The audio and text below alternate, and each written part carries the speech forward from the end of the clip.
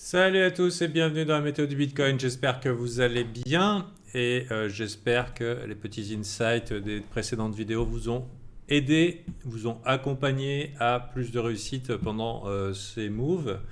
Donc on a eu un beau rallye sur le Bitcoin et il commence à arriver sur une zone de résistance qu'on avait identifiée dans cette zone ici, donc avec les triples stabs, les triples tentatives qui avaient échoué. Est-ce que le Bitcoin va y arriver cette fois-ci sans le moindre problème?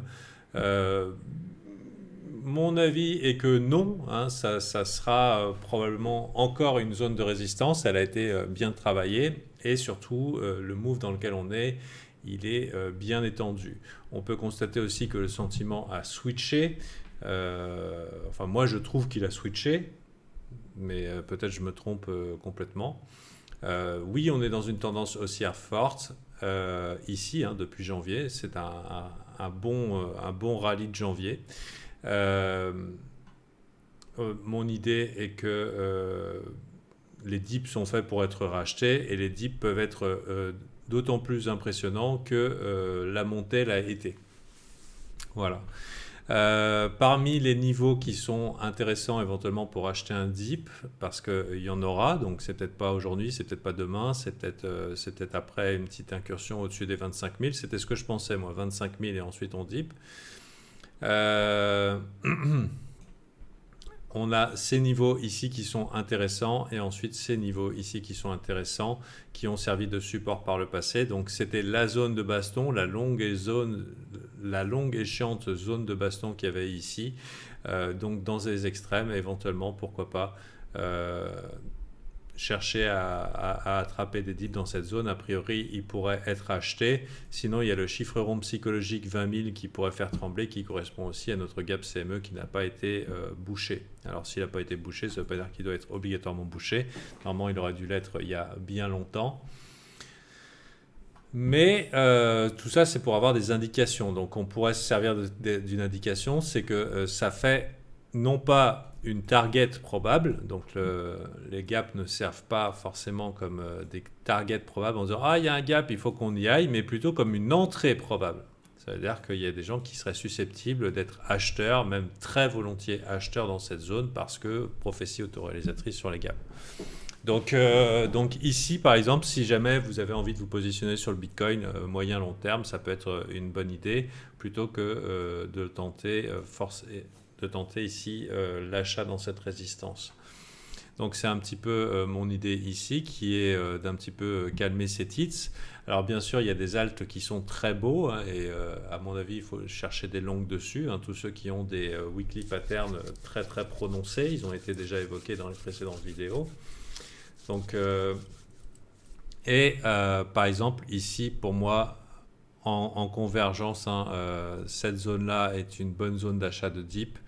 Donc, ça serait pas déconnant. Alors, ça serait pas déconnant un petit retour dans ouais, les 21 000. 21 000, c'est à peu près ce que je vise personnellement. Alors, avec bon, il n'y a pas le moindre signe de faiblesse ici dans ce graphique. On est en weekly, il n'y a pas le moindre signe de faiblesse. Sinon, la réjection d'hier soir. Donc, c'est un petit peu précoce d'y voir quelque chose de bear. Mais bon, moi personnellement, je voyais des choses bear avant que ça arrive. Donc ici, j'ai une forme de confirmation. La petite réjection de cette nuit est une petite indication, construction de la liquidité dans cette zone, on va chercher cette liquidité, on réintègre et après on voit. Personnellement du coup, je calme mes tits personnellement parce que je pense que justement j'ai vu beaucoup de gens dire ah là là bah, dès que ça tombe j'achète et tout, donc ça peut être assez catastrophique. Mon idée étant la suivante, c'est de calmer mes tits pour les longues bitcoin parce que je m'attends à au mieux plus de chop. Alors calmer mes titres, ça veut dire calmer mon excitation, tu vois, c'est ranger la bite. Donc, euh, donc voilà. Et puis oui, et aussi par contre je la calme, je la ressors si la weekly clôture en vert. Donc là, par exemple, on arrive en fin de semaine, on a eu de gros rallyes sur le S&P 500 qui continue ce matin qui continue et il persiste et il signe, alors que le Bitcoin, lui, il fait l'inverse. Vous voyez, hier, gros rallye de soirée. Après une grosse session européenne baissière, gros rallye de soirée, pam pam pam pam, on commence ce matin directement dans le vert. Donc ici, on a un pattern qui est assez fort sur les indices boursiers et on n'oublie pas qu'il y a quand même une corrélation entre les deux. Mais ce matin, à l'inverse, Bitcoin, hop, et il commence à être lourd.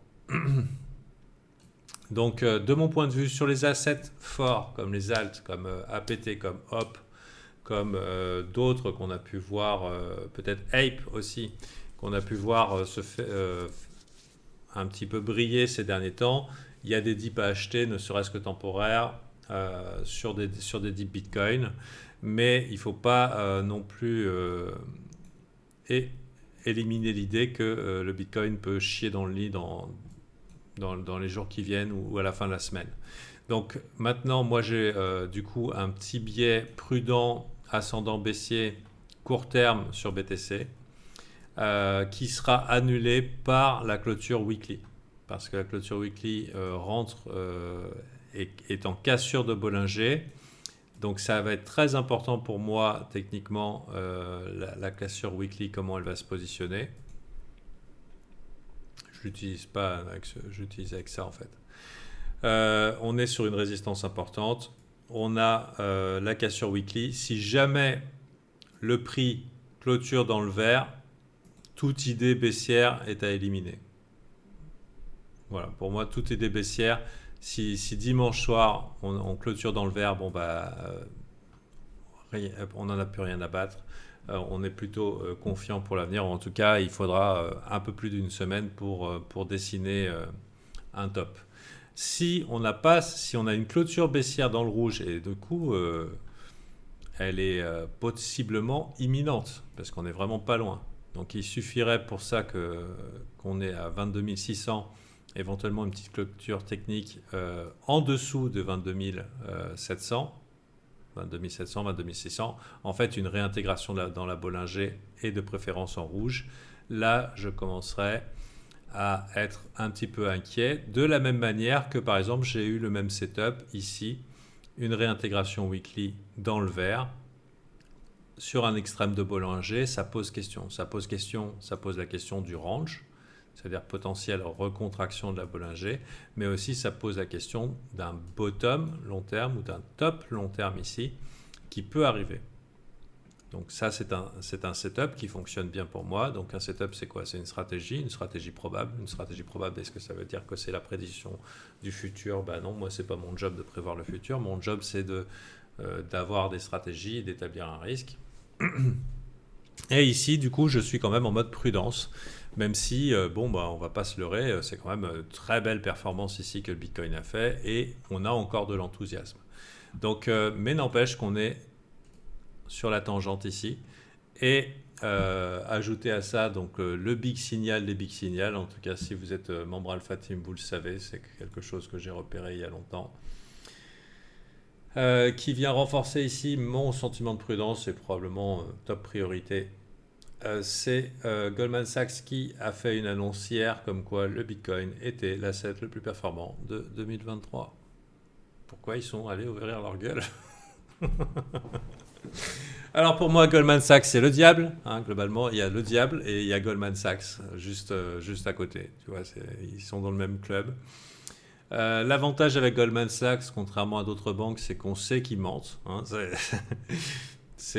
sait tellement qu'ils mentent que en est facile de connaître la vérité. Donc voilà, pour moi, Goldman Sachs, c'est une grosse alerte rouge. Donc de ce point de vue, je suis actuellement obligé de considérer ici, donc ça c'est une alarme, c'est un gyrophare. Vous avez vu un peu quel talent. Donc voilà, je suis haussier sur certains altcoins que je vois bien pump encore dans l'euphorie générale dès que le Bitcoin se calme, mais je ne serais pas surpris que le Bitcoin ait trouvé ici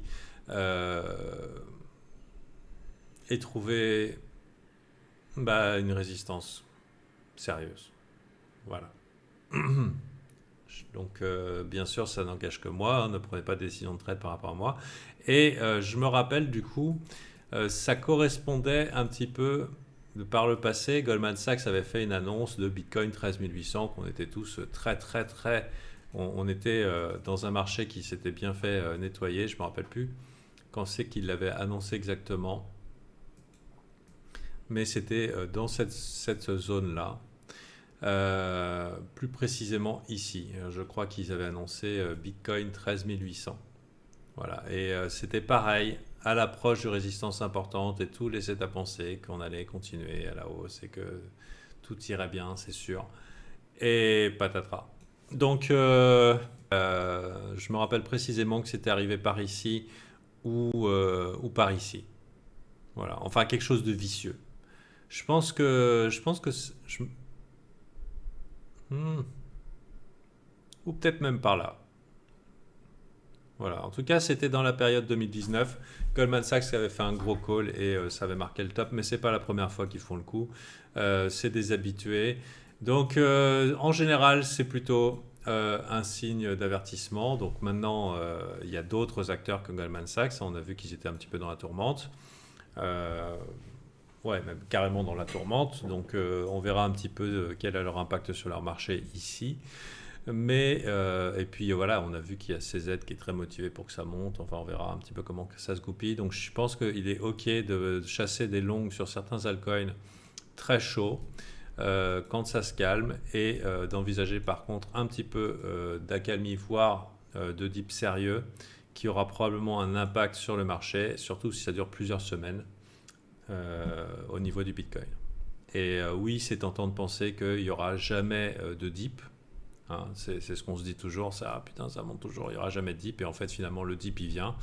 Et il vient ici avec deux points qui n'ont jamais été retestés et qui seraient susceptibles de faire du mal à ce beau graphique. Comme on a eu par ici, par exemple, on croyait, mais bon, eh ben si.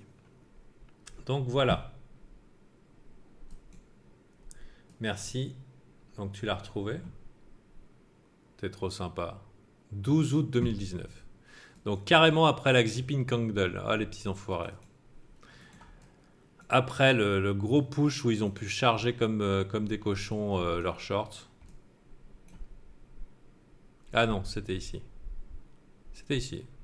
Ouais, vous voyez, c'était pas trop déconnant, hein. C'était par là, quoi.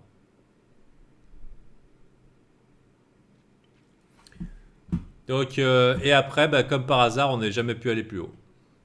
Comme par hasard. Donc voilà. Maintenant, ceci étant dit, c'était juste pour vous tenir informé de cette petite chose-là, que la FOMO, c'est quelque chose, c'est une construction mentale. Euh, J'aurai l'occasion d'en parler dans d'autres circonstances, mais c'est lié au fait que et si ça descendait jamais? Ah bah c'est sûr, hein, c'est jamais arrivé. Il n'y aura jamais d'autres opportunités, c'est garanti. C'est obligé que vous l'avez raté.